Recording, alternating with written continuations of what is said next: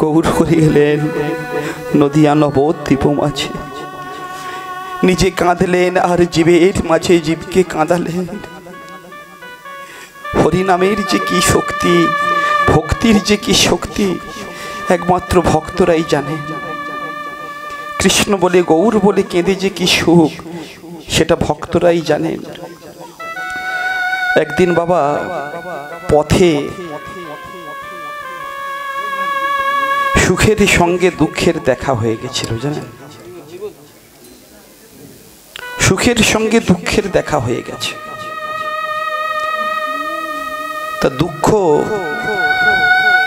সুখকে ডেকে বলছে, ওহে সুখ, দুজনে বন্ধু, ওহে সুখ, তোমার সঙ্গে বহুকাল পরে আমার দেখা হয়েছে, কিন্তু একটা জিনিস আশ্চর্য জানো, তুমি হলে সুখ।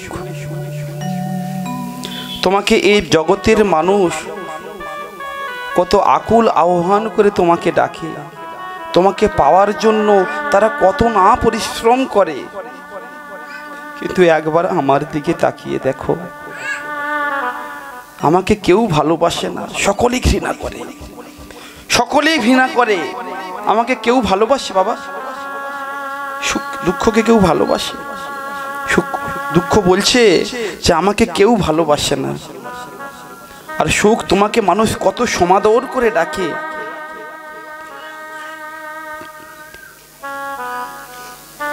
তখন সুখ বলছে, শোনো দুঃখ, আমাকে হয়তো সকলে, এই জীবের, এই জগতের মানুষ সকলে আমাকে ভালোবাসে ঠিকই, কিন্তু ভাগ্যবান হলে তুমি। আমি যার জীবনে যাই তার অর্থ সম্পদের কোনো অভাব থাকে না, সে সমৃদ্ধ হয়, কিন্তু সাথে সাথে কি হয় জানো? যার জন্য আমি তার বাড়িতে গেলাম, তাকে সমৃদ্ধ করলাম, সেই ভগবানের মূর্তিটাও নামিয়ে দেয়। যেখানে যখন কুঁড়ে ঘর থাকে, আমি তার বাড়িতে যাওয়ার পরে তার 5 তলা বিল্ডিং হয়, কিন্তু সেখানে কি হয় জানো? পরম আরাধ্য ভগবান কৃষ্ণের ছবিটা নামিয়ে সেখানে একটা বড় অ্যালসিসিয়ান কুকুরের ছবি লাগিয়ে দেওয়া হয়, আর গেটের দ্বারে লিখে দেওয়া হয়, কুকুর হইতে সাবধান। বাবা, আপনারা ঢাকা চত্বরের মানুষ, ঢাকা এলাকার মানুষ, এখানে অনেক টাউন শহরে অনেক বড় বড় বিল্ডিং আছে, দেখবেন সেই গেটের ধারে কিন্তু লেখা থাকে কুকুর হইতে সাবধান।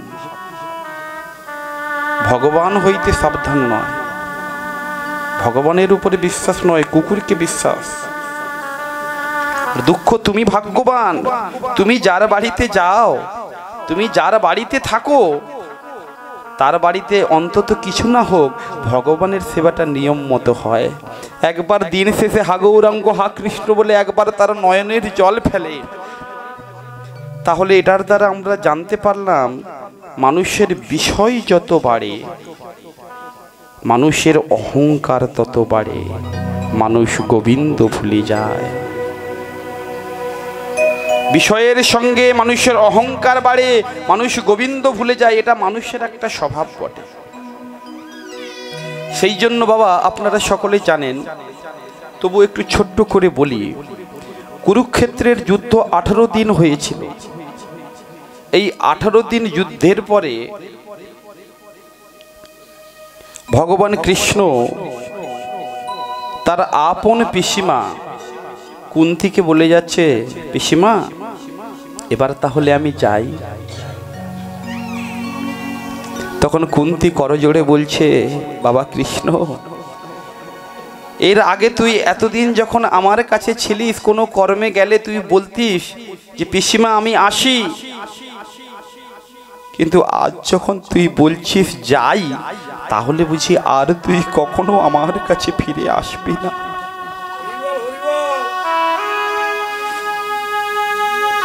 পিসিমা, তুমি ঠিকই বুঝতে পেরেছো, আমি এবার চলে তো যাবই, কিন্তু তোমার পুত্রদেরকে তুমি একটু নজরে রেখো।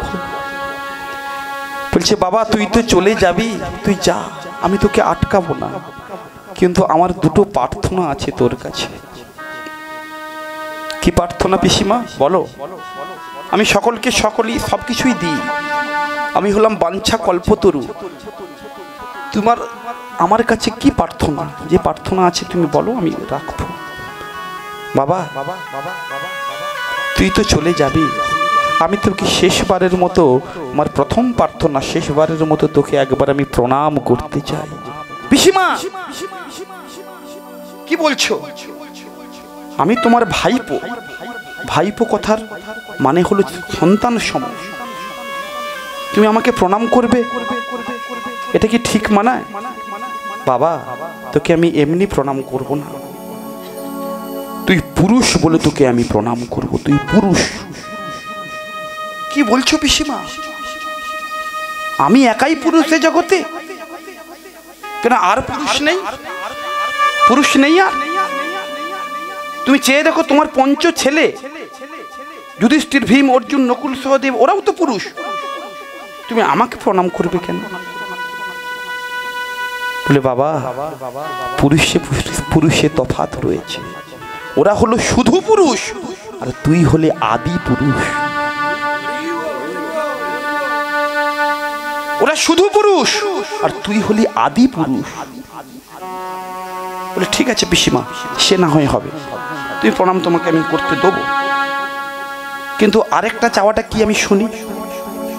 বলে আমার দ্বিতীয় চাওয়া কি জানিস? আমার দ্বিতীয় চাওয়া হলো এই জগতের যত দুঃখ আছে তুই আমায় দে। পিসিমা তুমি কি বলছো? তুমি জানো তুমি কি বলছো? ভেবে দেখেছো একবার? তুমি দুঃখকে চেয়ে নিচ্ছ, আর তুমি আমাকে চেয়েছো মানে আমি তোমাকে দেবই। আমি বাঞ্ছা কল্পতরু, কিন্তু এ জগতে তো দুঃখকে কেউ চায় না, দুঃখকে কেউ ভালোবাসে না। তুই দুঃখকে ভালোবাস, তুমি দুঃখকে চেয়ে নিচ্ছ, এর কারণ কি? বলছি পিসিমা, বাবা দুঃখ চেয়ে নেওয়ার কারণ কি জানিস? যতদিন দুঃখ আমার সঙ্গে ছিল ততদিন তুই ছিলিস আমার সঙ্গে। ভেবে দেখুন, কুরুক্ষেত্রে যুদ্ধ হয়েছিল, কুরুক্ষেত্রের যুদ্ধের কারণ কি? এর অনেক কারণের মধ্যে প্রধান কারণ হলো কি জানেন মা? প্রধান কারণ হলো মায়েদের জন্য। মা এর প্রধান কারণ। মায়ের শিক্ষা যদি সঠিক না হয় তাহলে কখনো সন্তান ভালো হবে না।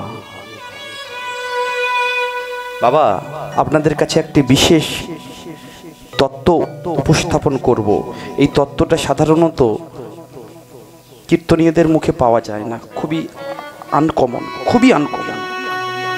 এই মহাভারত কেন রচনা হয়েছিল? এই রচনার কারণ কি জানেন? শুধুমাত্র মায়ের জন্য। একজন মায়ের জন্য এত বড় মহাভারত আজকেও পর্যন্ত আমরা মনে রেখেছি, শুধু মায়ের জন্য। এই মায়েদের দেওয়া শিক্ষা সন্তানদের প্রতি যেমনটা হবে, আগামী ভবিষ্যৎ আপনাদের তেমন হবে। সেই কারণে মায়েরা, এখানে অনেক মায়েরা এসছেন, এই যে একজন মা বাচ্চা মেয়ে নিয়ে এসেছে, বাচ্চা ছেলেদেরকে নিয়ে এসছে, এদেরকে সঠিক শিক্ষা দেওয়ার জন্য এদেরকে নিয়ে আসা দরকার। শুধু মায়েদের দোষে কিন্তু মহাভারত সৃষ্টি হয়েছিল। কারণটা কি জানেন? কৌরব কুলের অর্থাৎ দুর্যোধনের মা ছিলেন গান্ধারী। এরা যখন বাচ্চা বালক অবস্থায় ছিল, যখন বাচ্চা 10-12 বছর করে বয়স, একদিন হঠাৎ গান্ধারী, মাতা গান্ধারী তার বড় ছেলে দুর্যোধনকে ডেকে বললে, এই দুর্যোধন তুই যা, চলে যা, গিয়ে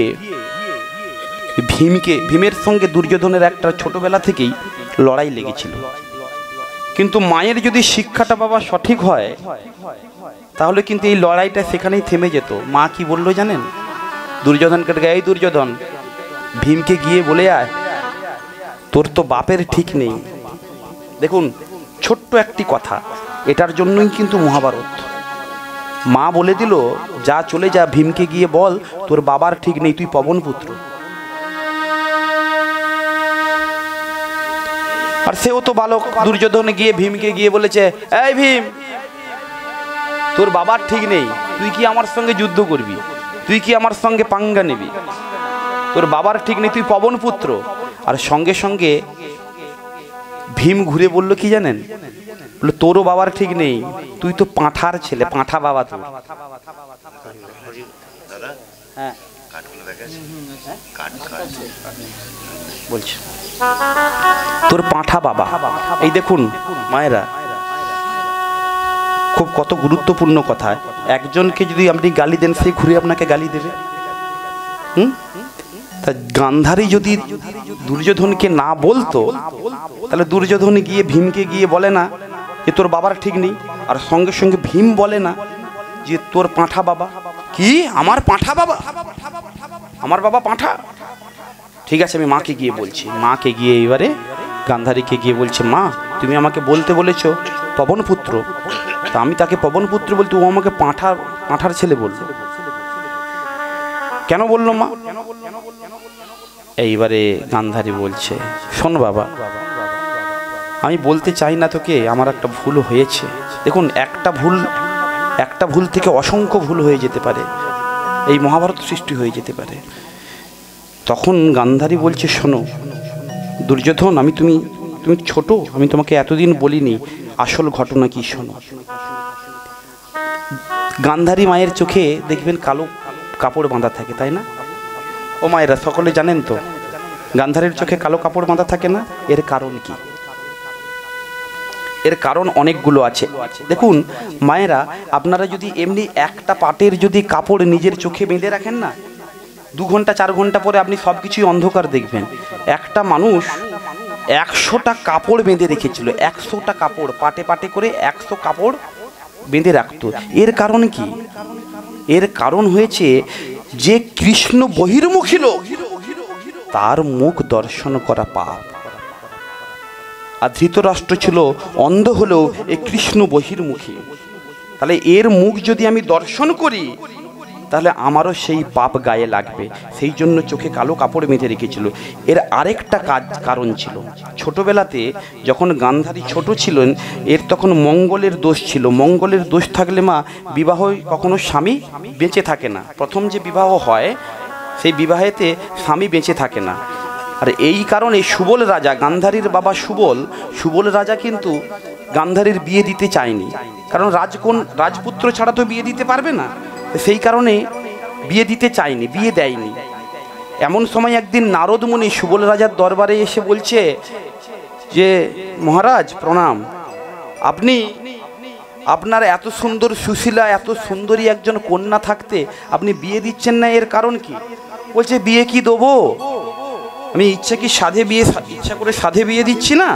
আমার মেয়ের একটি দোষ আছে, আমার মেয়ে বিয়ের সময় যে পুরুষের দিকে তাকিয়ে শুভ দৃষ্টি করবে তৎক্ষণাৎ সেই স্বামী মারা যাবে। তাহলে এই কথা জানার পরে আমার মেয়েকে কেউ বিয়ে করবে? কেউ বিয়ে করবে না। এই কথা যখন বলল, তখন নারদ মুনি একটা সলিউশন দিল যে শোনো, একটা কাজ করো, গান্ধারীর সঙ্গে প্রথমে একটি পাঁঠার বিয়ে দাও, আর পাঁঠার সঙ্গে যখন শুভদৃষ্টি হবে ওই পাঁঠাটা তৎক্ষণাৎ মারা যাবে, তাহলে দোষটা কেটে যাবে। তারপরে আমি একজন ভালো পাত্রের সন্ধান দিচ্ছি, যে হলো হস্তিনাপুরের রাজা, যার নাম হলো সম্রাট ধৃতরাষ্ট্রের সঙ্গে তুমি বিয়ে দেবে। এই কথাটা যেই না বলেছে, তা সেইভাবে বিয়ে সম্পূর্ণ হয়েছে। ধৃতরাষ্ট্রকে বিয়ে করে হস্তিনাপুরে এসেছে। কিন্তু এই কথাটা যখন বাচ্চা ছেলের মাথায় কি এত বুদ্ধি আছে?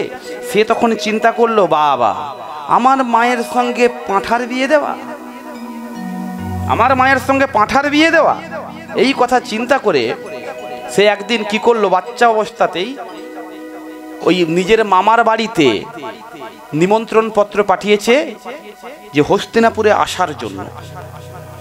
আর তাদেরকে নিমন্ত্রণ পত্র যখন পাঠিয়েছে, এই সুবল রাজার কিন্তু ছিল 100 পুত্র, 100 জন পুত্র, যার মধ্যে জ্যেষ্ঠ পুত্র হলো মামা শকুনি। আর 99 জন ভ্রাতাকে নিয়ে সুবল রাজা ঘোড়ার পিঠে চড়ে ওরা হস্তিনাপুরের দিকে আসছে। আর এমন সময় দুর্যোধন কি করেছে, ওই পথি মধ্যে একটি গুহার মধ্যে একটি গোপন ঘর তৈরি করেছে, যেখানে এদের আতিথেয়তা হবে পথিমধ্যে।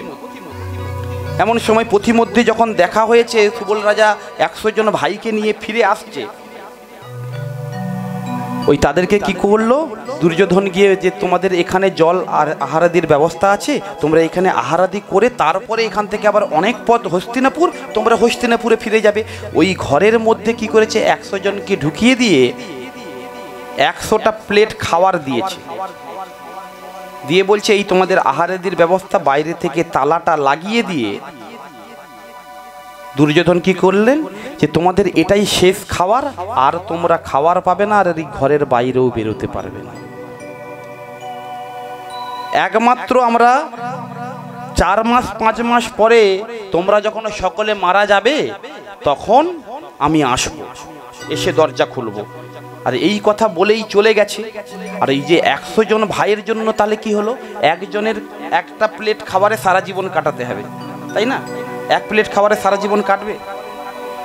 এই তখন সুবল রাজা কি করলেন, যে 100 জন ছেলেকে ডেকে একটা আলোচনা করলেন, দেখ বাবা, তোরা যদি আজকে একটা প্লেট খাবার খেয়ে নিস তাহলে কিন্তু তোরা বেশি দিন কেউ বাঁচবি না, কিন্তু এই যে আমাদের প্রতি এত বড় অন্যায় হলো, এই অন্যায়ের জন্য তোরা প্রতিশোধ নিবি না?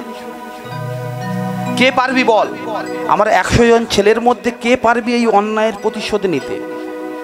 তখন কেউ হাত না তুলে একজনই হাত তুললো, মামা শকুনি, যে আমি আছি, এই অন্যায়ের প্রতিশোধ আমি নেব, ওই হস্তিনাপুর আমি মাটিতে মিশিয়ে দেবো, এদের এত অহংকার এত গর্ব আমি মাটিতে ধূলিসাৎ করে দেবো। বলে তাহলে কি আলোচনা হবে? এই 100 জন ভাই কেউ না খেয়ে ওই 100টা প্লেট খাওয়ার শকুনির জন্য গুছিয়ে রাখলেন। দিনের পর দিন যায়, 1 দিন 2 দিন 5 দিন, এক একজন করে চোখের সামনে সবাই মৃত্যুবরণ করছে, বিনা আহারে না খেতে পেয়ে মৃত্যুবরণ করছে একের পর 1 দিন ধরে। মায়েরা কথা শুন, একের পর 1 দিন যখন মৃত্যুবরণ করছে, মৃত্যুবরণ হতে হতে হতে হতে সবাই লাশের পাহাড় জমে গেছে ওই ঘরের ভেতরে। আর তার মধ্যে মামা শকুনি কি করেছে, ওই মৃতদের মধ্যে শুয়ে আছে।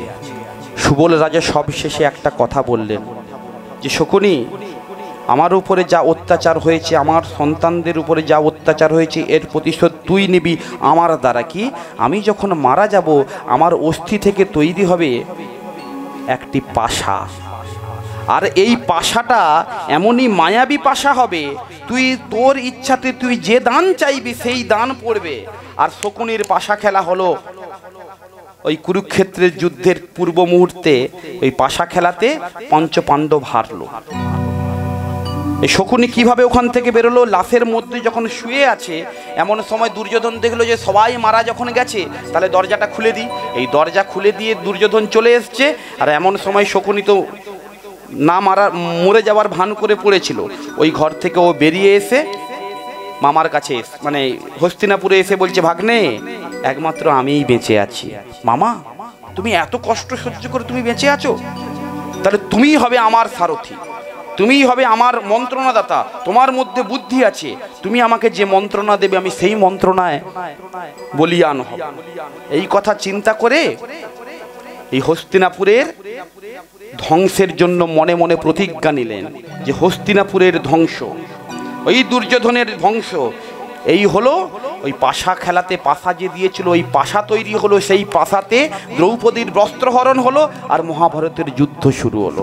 তাহলে শুধু একমাত্র কারণ, যেটা হচ্ছে একজন মা যদি সঠিক শিক্ষায় শিক্ষিত করত দুর্যোধনকে বালক বয়সে, তাহলে কিন্তু এত বড় মহাভারতের যুদ্ধ হতো না। সেই কারণে মহাপ্রভু এসেছেন সঠিক মায়ের গর্ভে, সেই কারণে মহাপ্রভু হয়েছেন ভগবান। একজন মাই তার সন্তানকে ভগবান বানাতে পারে জগতের মাঝে, সেই সঠিক শিক্ষা যদি দেন। আজকে মহাপ্রভু এই সখাগণ যত ভক্তগণ সঙ্গে নিয়ে আজকে খেলা খেলছে, কিভাবে সিংগাবেনু মুরলী করিয়া জয়ধ্বনি গো, সিংহ বেনু মুরলি আজি করিয়া যায় ধ্বনি গো হই হই কো রিয়া গোরা গৌর আমার ফেরায় পাচনি গো হই হই করিয়া গোরা গৌর আমার ফেরায় পাচনি গো বলে হই হই হই হই বলে হই হই হই হই বলে যে আমার হয় আমি তার হই হই হই হই হই যে আমার হয় আমি তার হই হই হই হই বলে হই হই হই হই কি বলছে যে আমার হয় আমি তার হই। দেখুন ভক্তমণ্ডলী, ভক্তিমতী মা, আপনারা যদি একবার ভগবানের হয়ে যেতে পারেন, ভগবান আপনার হবে 100% গ্যারেন্টি। কারণ ভগবান বলেছে যে আমার জন্য এক হাঁটু জলে নামতে পারে, আমি তার জন্য এক গলা পর্যন্ত জলে নেমে যেতে পারি। যে আমার জন্য একটু করে, আমি তার জন্য এতটা করি। তার কারণ কি? ভগবান হলো বাঞ্ছা কল্পতরু। ভক্ত যা বাঞ্ছা করে ভগবান তাই প্রদান করে। ভগবান দুটো জিনিস ভক্তের সহ্য করতে পারে না। সেটা কি? এক হলো ভক্তের নয়নের জল, দুই হলো ভক্তের অহংকার।